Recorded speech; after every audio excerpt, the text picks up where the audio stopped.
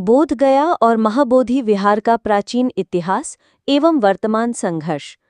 सम्राट अशोक द्वारा महाबोधि विहार का निर्माण काल।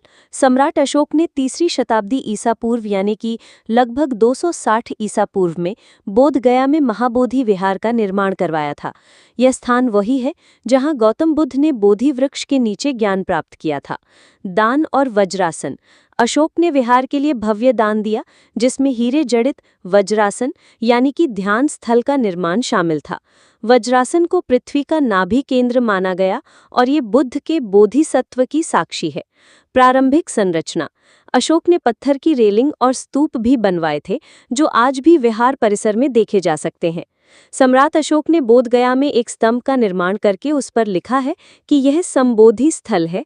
इसी स्थान पर भगवान बुद्ध को वैशाख पूर्णिमा को संबोधि ज्ञान प्राप्त हुआ था।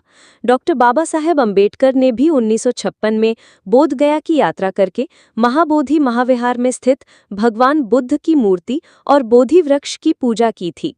अतिक्रमण और ऐतिहासिक संघर्ष। हिंदू अतिक्रमण। मध्यकाल में बौद्ध धर्म के पतन के बाद बोध गया पर हिंदू पुजारियों का अधिकार हो गया। ब्रिटिश काल में भी ये स्थान हिंदू महंतों के नियंत्रण में रहा। 1949 का कानून। भारत सरकार ने बोध गया मंदिर अधिनियम 1949 बनाया, जिसके तहत महाबोधि मंदिर प्रबंधन समिति में 4 बौद्ध और 5 हिंदू सदस्य रखे गए। इस व्यवस्था को बौद्ध समुदाय ने असंवैधानिक बताया। 1949 का बीटी एक्ट भारतीय संविधान का उल्लंघन है। संविधान लागू होने के बाद भी इस प्रकार का कानून बौद्ध समुदाय के लिए असंवैधानिक है, यह सिद्ध करता है। इस संदर्भ में पूरे भारतवर्ष में आंदोलन हो रहा है।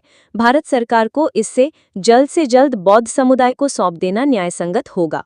वर्तमान आंदोलन और बोध गया मुक्ति मांगे। बीटी एक्ट 1949 को रद्द करना, महाविहार का पूर्ण प्रबंधन बौद्धों को सौंपना, हिंदूकरण यानी कि बुद्ध की मूर्ति को शिवलिंग बताना रोकना। प्रमुख घटनाएं। 12 मई 2025 को बुद्ध पूर्णिमा पर हिंदू पुजारियों द्वारा बुद्ध प्रतिमा के सामने वैदिक अनुष्ठान करवाया गया, जिससे बौद्धों में आक्रोश फैला। 29 जुलाई 2025 को सुप्रीम कोर्ट में इस मामले की अंतिम सुनवाई निर्धारित है। बौद्ध धर्म की विरासत बचाने के प्रयास। अंतर्राष्ट्रीय दबाव। विश्व भर के बौद्ध संगठन जैसे श्रीलंका, थाईलैंड भारत सरकार पर दबाव बना रहे हैं। कानूनी लड़ाई। अनागरिक धम्मपाल भदंत सुराई ससाई, आकाश लामा भदंत, प्रज्ञाशील महाथेरो बौद्ध नेता राजेंद्र पाल गौतम और अखिल भारतीय बुद्धिस्ट फोरम, भारतीय बौद्ध महासभा, समता सैनिक दल, भीम आर्मी, तमाम बौद्ध अम्बेडकरवादी संगठन, अखिल भारतीय बौद्ध मंच यानी कि AIBF ने सुप्रीम कोर्ट में याचिका दायर की है। जन जागरण।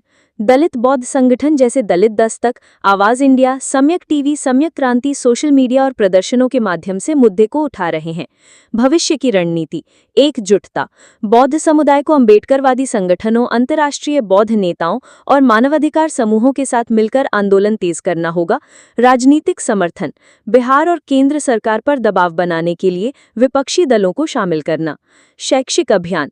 बोध गया के ऐतिहासिक महत्व को लोगों तक पहुंचाना ताकि हिंदुत्ववादी नैरेटिव को चुनौती दी जा सके। निष्कर्ष। बोध गया का संघर्ष केवल एक धार्मिक मुद्दा नहीं, बल्कि भारत की बहुलवादी विरासत को बचाने की लड़ाई है। बौद्ध समुदाय को कानूनी, सामाजिक और अंतर्राष्ट्रीय स्तर पर मजबूती से खड़ा होना होगा ताकि महाबोधि विहार का नियंत्रण उन्हें मिल सके।